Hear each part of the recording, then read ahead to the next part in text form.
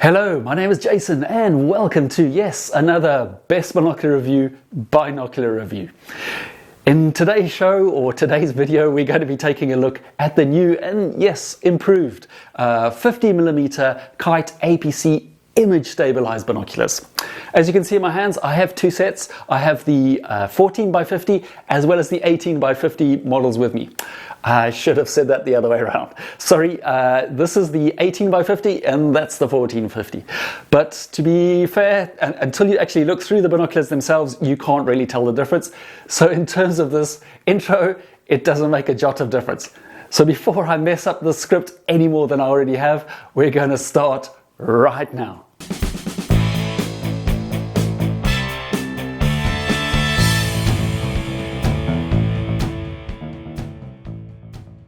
Okay, so with the vast majority of my reviews, I basically start off by going over the main exterior features. So things like the focus wheel, how well it works, the eye cups, and things like that.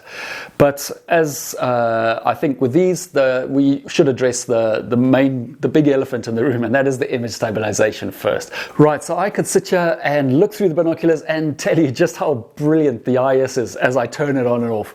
But I don't think that's going to be super useful to anyone. So what I'm going to do just now is I'm going to actually flip it over and show you some footage that I've taken through the binoculars and as I turn the IS on and off. Now, as I show you that material, I'm going to also discuss some of the technical aspects. I'm not going to go through it in great detail. Once again, please do check out the links down below, and they are, I go to it in a lot of detail, the technical reasons as to why I think the IS on these binoculars is a step forward, not only against other Kite binoculars that they have made in the past, but indeed all other IS binoculars currently on the market. So another thing that I wanted to just tell you before I flick over to the video and show you that footage is just keep in mind, focus on the IS. The image quality that I got through the binoculars using my camera, or indeed the camera on my smartphone, in no way matches what I see when I look through the binocular. For whatever reason, I don't have a good enough quality camera, or I'm just not skilled enough at taking videos or photos through a binocular. I'm never able to even get close to what I see when I look through a binocular. So, and this is often the reason why mostly the reason why I don't use footage through binoculars when I review them, because I just think it does a disservice to the actual optics themselves. But for this one, I think to demonstrate the IS, these videos do a really good job. And that is one thing that when you look at them, just please focus on that. So as you can see from this footage that I captured, turning on the IS makes a huge difference to the image stability. And as a result, you're able to take in and appreciate far more detail than without it. So when hand-holding standard IS binoculars, you will always get some amount of image shake, but the amount of shake increases or is magnified with the increase in magnification of the binocular.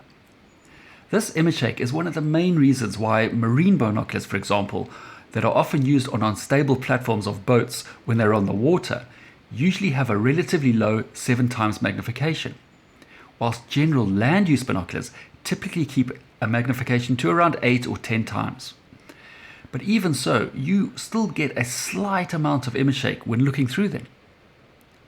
So I can keep a 12x binocular relatively still, and at a maximum of about 14 to 16 times. For me, this is about the edge of what I would deem usable from the hands. But even so, at these higher magnifications, I prefer to have them fixed onto something like a monopod or a tripod to get the best out of them. The difference in the details of an image that you can appreciate with a steady view makes a huge difference, and thus, unless you have a stable image, any increase in magnification is basically wasted. Apart from not having to carry about a tripod or a monopod, the experience you get with these Kite APC binoculars is different to mounting them on a normal, mounting a normal binocular onto a tripod. This is because the view is not exactly 100% rock steady, as you will often find on a tripod. Instead, the image goes from being juddery with a lot of movement with the IS turned off to what I would describe as floating in a thick liquid. So all sharp movements and shakes are very much dampened, with the result being that you can instantly appreciate the extra image detail that you are able to observe. On top of this, and for reasons that I'm not entirely certain of, I think it's because of the slight floating sensation and because of how easy it is to pan the view in all directions, the effect it has on the view feels more natural and thus better than what I experience when looking through a binocular that is fixed onto a tripod. Right, okay, so now that we've addressed the image stabilization and why I feel it's truly fantastic and genuinely a step up from pretty much anything else there in the market, I just wanted to now focus a little bit more on the optics and the other improvements that Kite Optics have made to these binoculars. So a couple of years ago, I tested out the 16x42 model, which at the time, or even now, I still think is an excellent IS binocular. Just one of my slight criticisms of that binocular, and indeed just about any other image stabilized binocular on the market, and I'm not going to go and mention brands or anything like that now. With all of them, what generally seems to happen is because the company is spending a lot of money to make the image stabilization work, the level of optics, they tend to keep it at a slightly lower level than the equivalently priced non-image stabilized binocular. So if that makes sense, let me try and word it correctly. So if you had to go and spend $1,000, let's just pick a nice big round number, on a pair of optics only binoculars, you can get some amazing optics. To spend $1,000 on an image stabilized binocular, what tends to happen is a lot of the budget is spent by making the image stabilization, if that makes sense. And then so they have to they have to make sacrifices somewhere, and those tend to be, well, quite often happen to be with the actual quality of the optics. And just to keep it competitive within the marketplace, this makes sense. Now, I don't know for whatever reason, but with IS and how it's progressing, I guess the costs of it are coming down, and that means it seems to me that Kite have been able to keep the optics at a level that you would expect for a binocular at that price range. So now, with these new Kite APC 50 binoculars, not only do you get larger 50mm lenses, which I think makes total sense. I mean, if with the 16x42s, the extra-pupil size, so the amount of light exiting the binocular because of the smaller lenses and the high magnification was quite small. So in low light conditions or dark conditions, it really wasn't able to produce compared to a normal say 10x42 or 8x42 binocular. There was quite a big difference, and that's basically because of the very high magnification. The upside was it was a smaller device, obviously, but I think with the 50mm, Kite has got it just about right here. So with these 14mm ones, 14 magnified ones, the difference in image brightness with the slightly larger ocular lenses, these do very well in low light conditions. Now, that isn't only down to the fact that they've got larger lenses. Kite has also, I know, improved the quality of the coatings compared to their older models, and then on top of that, the quality of the glass. So now we're also getting ED glass in these binoculars, whereas in the past, I know for a fact that Kite have never used ED glass on the older models that they made before, and I'm pretty sure that there's no other image stabilized binocular out there that uses ED glass. Now, quite often, ED glass is not that important, but when you start magnifying an image, higher and higher, any slight aberration gets more and more magnified. So it's like any movement gets more magnified. What also happens is any aberration or slight non-perfection gets magnified even more. So especially with chromatic aberrations, you've all seen the photographs where people have zoomed in, with a super high telephoto lens, and you can see that purple line going around an image, and that's because they're using a very high telephoto, magnified image, and that aberration, that color fringing gets magnified. The same with optics, binoculars. So when you're looking through a 7x binocular or a lower powered one, the amount of aberration or the chromatic aberration that you see around, seen as called color fringing, is tends to be less, or you notice it less in a lower magnified binocular. And you get one with an equal quality that's a 10, 12 times binocular. All of a sudden, even though they're using the same optics and it's the same binocular from the same company, it's just down to the fact that it's highly more magnified, you get to notice it a lot more. Right, so this is a long way around of talking about this, so that's why I think the ED glass in these is super important, because we're now going 14 times, 18 times, and I have to say that the amount of color fringing that I noticed through both of these is on a par with many 8, 10 times binoculars that use very high quality optics. So for me, this is one of the big step forwards in terms of the quality. It's all very well to have an IS binocular just for observing things. So if you're out on the ocean or on a boat and you just want to see something, you don't have to enjoy what you're seeing, then it doesn't matter super much. But if you're taking out a binocular like these for stargazing is a big one, because you can notice color fringing very, very much so when looking at stars and planets and things, and also birding. Things like birding and wildlife observation. Most of us go out not only to see the bird, but we want to enjoy it and enjoy its beauty, and that's why the quality of the optics is so important.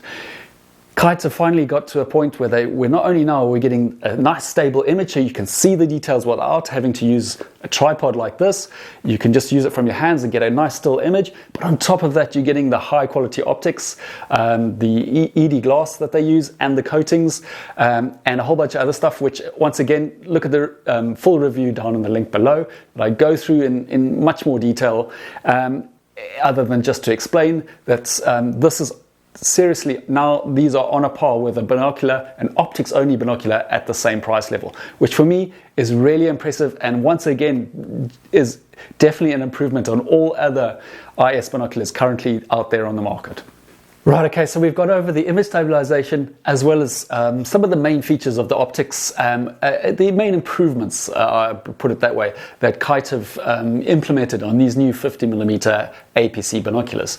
Now, I think some of the other features and some of the other reasons why in the past I would only really use an image stabilized binocular when the image stabilization was a critical use for it. So for example, if I would be on a boat, for example, I can see that being an excellent reason why you would want an image stabilized binocular, or for example, if you are stargazing or something like that and you don't want to use a tripod, but you still want to get a really steady image.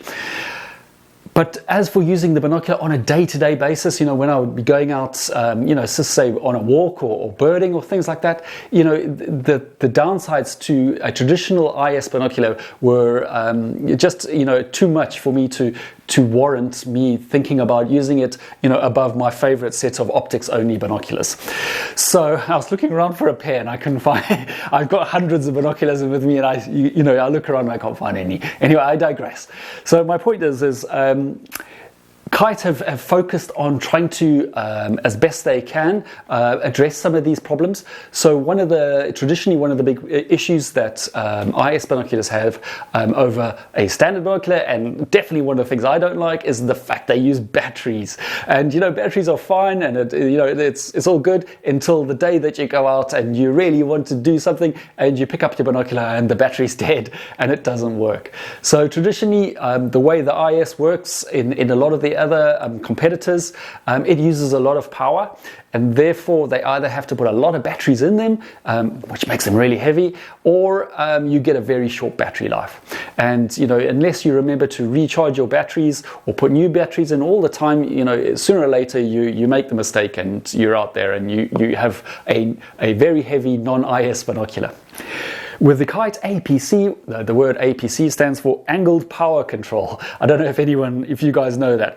But so if you see that, if you can see the green light on this, I'll do a close-up version as well. It's on, so the IS is on at the moment.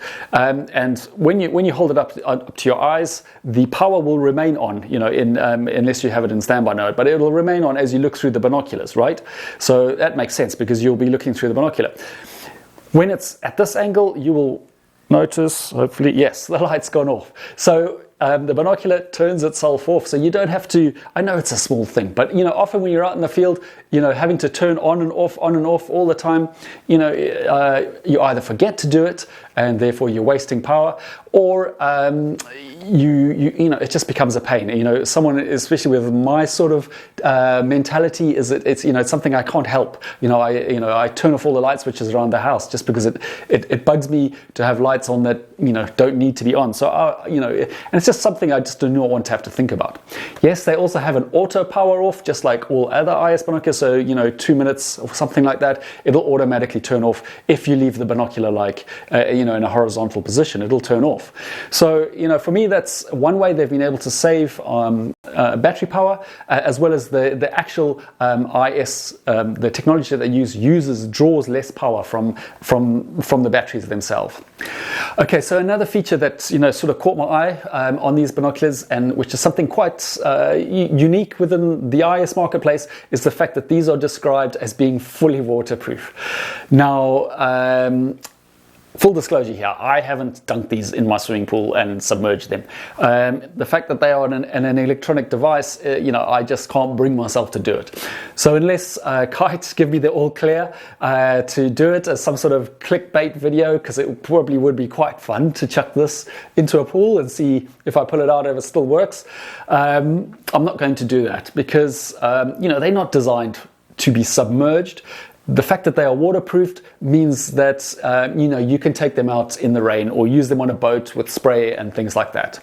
So compared to other IS binoculars, at this price level, most are at best described as being weather protected or the such. There are other fully waterproofed IS binoculars out there, but you usually have to spend quite a lot more money. Then you may say to me, "Oh, I'm not planning to go out walking in the rain, or I'm not going to take them on a boat. I don't need waterproofing. I only need them for stargazing, for instance, and we only do that in good weather." You have a good point, except for the fact that because they are fully waterproof means they are fully sealed, and therefore during the manufacturing process, Kite have been able to remove the air inside the cavity inside and replace it with a completely moistureless gas. I think it's nitrogen in this case, but sometimes argon is used. The fact that the gas is completely moistureless means that it protects the inner glass surfaces from water droplets forming on them or fogging up. And then this can happen when you get a rapid change in temperature. So let's say you're stargazing in winter and you go from your lovely warm house out into the open. You can get some moisture because of the change in temperature affecting the lenses. It usually happens also the other way around, when you go from a hot location, from a cold location back into the warm one. So maybe you come back into the house. These are protected from that. So that for me is a small but definitely another important sign of the quality and the attention to detail that Kite Optics have put into this device. So another reason why I perhaps would not choose to use an IS binocular in the past as my go-to day-to-day pair of binoculars would be down to either size or weight or image brightness and quality based on size and weight. So I've already spoken about how the fact that Kite has got 50mm binoculars, which is a step up from the 42mm, which was the largest version, the largest option you had previously. At 50, I think they've got a balance almost right. I mean, yes, these binoculars are definitely not compact instruments. You're not going to, I would never ever substitute this for a compact, where I'm looking for something really lightweight, and I'm going on a long walk or something like that. But for general use on day-to-day, they are not that much bigger than a standard pair of binoculars. As you can see, the binocular is bigger. But this is a 42mm binocular, where this is a 50. And so, for general use, an 8x42 or a 10x42 is generally what is a good compromise between very good low light performance, but at the same time is not massive and is easy to carry about. The thing is, these are 8 or 10 times magnified. So once you go up a higher magnification, you need to compensate somewhat by increasing the size of the lenses, just so that you maintain a good optical quality and especially a low light performance. If we have to compare these more like for like, so for example, let's take these Steiners, these Poroprism Steiner binoculars. These are one of my all-time favorite low-light performing binoculars. You know, an 8x56. So these have larger 56mm objectives. If you see the size difference here, and I can tell you that the weight difference is nothing. I mean, I can't tell which one's heavier just by holding them up like this. But in terms of size, we're sort of on the same playing field now. So if you want a binocular that you know, you can take this into a forest, a thick forest, and go birding, and have a super high magnification. Remember, these are 8 times binoculars. So you know, whereas these are going to be 14, and these are double at 16. You know, but in terms of size, you're not taking any hit when we compare those to those. If we go, for example, these Mavens, which are 45mm, so they have slightly larger than standard 42mm, so we're down to up to 45mm. So these are slightly smaller, but as you can see, they are a bit shorter. But no, in terms of width, there's no much difference. In weight, they're actually quite close, which is quite interesting. If you get a high-end binocular that uses a lot of metal parts, you know, it's got a magnesium chassis as opposed to a plastic one, uses very good quality glass, it's genuinely much heavier than a cheap binocular. And that's why these Mavens, you know, are not the lightest binoculars on earth, but they are extremely high quality and they're an awesome pair of binoculars. My point once again is, comparing it to the IS, it's not a big hit that you now have to take on board. So therefore, what I'm saying is, these are getting closer and closer to the point where I would be happy to take these out, you know, over an optical only device, especially when I'm looking to get a slightly higher magnification and still maintain a good low light performance or a good optical performance.